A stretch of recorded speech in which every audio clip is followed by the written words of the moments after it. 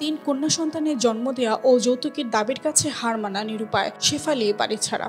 তিমির বণিক, মৌলভীবাজার প্রতিনিধি। এই ডিজিটাল যুগে বাস্তব কোনো দৃষ্টান্তে নয়। যৌতুক শব্দটি শুধু অভিধানেই পাওয়ার কথা ছিল। চরম পরিতাপের বিষয় হচ্ছে আজও দেশের আনাচে কানাচে শহর ও গ্রামাঞ্চলে যৌতুকের বলি হচ্ছেন শেফালি বেগমের মতো অবলা নারীরা। মৌলভীবাজারে কমলগঞ্জ উপজেলার ১ নং রহিমপুর ইউনিয়নের ১ নং ওয়ার্ডের কালেঙ্গা গ্রামে যৌতুকের জন্য শ্বশুরবাড়িতে শেফালি বেগম নামের এক গৃহবধূ শারীরিক নির্যাতনের শিকার হয়েছেন। শেফালি বেগম একই এলাকার মোহাম্মদ রব্বান মিয়ার মেয়ে। বিয়ের ১০ বছর অতিবাহিত হয়েছে শারীরিক নির্যাতন আর দুঃখ ও নিদারুণ নির্যাতনে। বিচার সালিশ বৈঠক হয়েছে একাধিকবার। যৌতুক ও পরপর ৩টি কন্যা সন্তান জন্ম নেওয়ায় স্বামী ও শাশুড়ি ননদের অমানবিক নির্যাতন ধৈর্য ধরে মেনে নিয়ে ১০টি বছর কাটালেন শেফালি বেগম। ২ লাখ টাকা যৌতুক দিতে না পারা ও পরপর ৩টি কন্যা সন্তান জন্মের ফলে শ্বশুরবাড়িতে নির্যাতিতা শেষ পর্যন্ত পরনের কাপড়ে মারধর করে ৩টি কন্যা সহ শেফালি বেগমকে পাঠিয়ে দেওয়া হয় দরিদ্র পিত্রালয়ে। ৩ সন্তানকে নিয়ে দরিদ্র দিনমজুর পিত্রালয়ে মানবেতর জীবনযাপন করছেন শেফালি।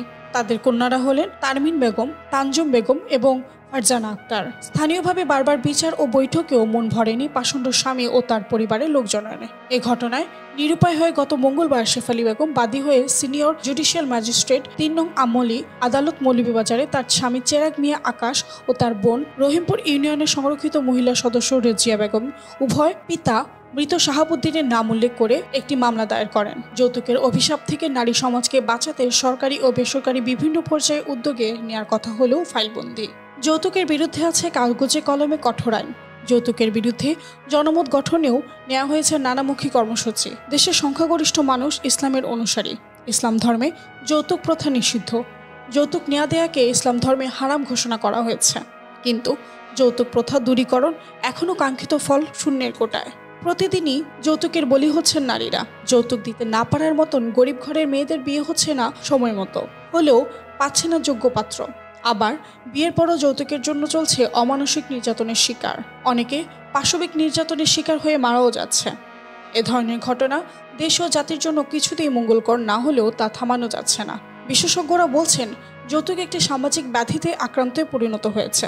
প্রতি বছরই যৌতুকের কারণে নির্যাতন ও হত্যার শিকার হচ্ছে অসংখ্য নারী, যার সঠিক পরিসংখ্যান কারো জানা নেই। যৌতুক কেবল গরিবের ঘরে নয়, মধ্যবিত্ত, নিম্ন মধ্যবিত্ত, শিক্ষিত, ধনী সব ধরনের পরিবারে ছড়িয়ে আছে। আমাদের পুরুষতান্ত্রিক সমাজে এখনো মনে করে স্ত্রীর গায়ে হাত তোলা স্বামীর অধিকার। এ মানসিকতা অনেক উচ্চশিক্ষিত পুরুষের মধ্যেও আছে। প্রথমে এ মানসিকতার পরিবর্তন করলে সমাজে বহু নারী নির্যাতন বন্ধ হয়ে যাবে। শুধু আইন দিয়ে সমাজের এই অন্যায় অত্যাচার দূর করা সম্ভব নয়। যৌতুক বিরোধী আইনের কঠোর প্রয়োগের পাশাপাশি গড়ে তুলতে হবে যৌতুক বিরোধী সামাজিক আন্দোলন।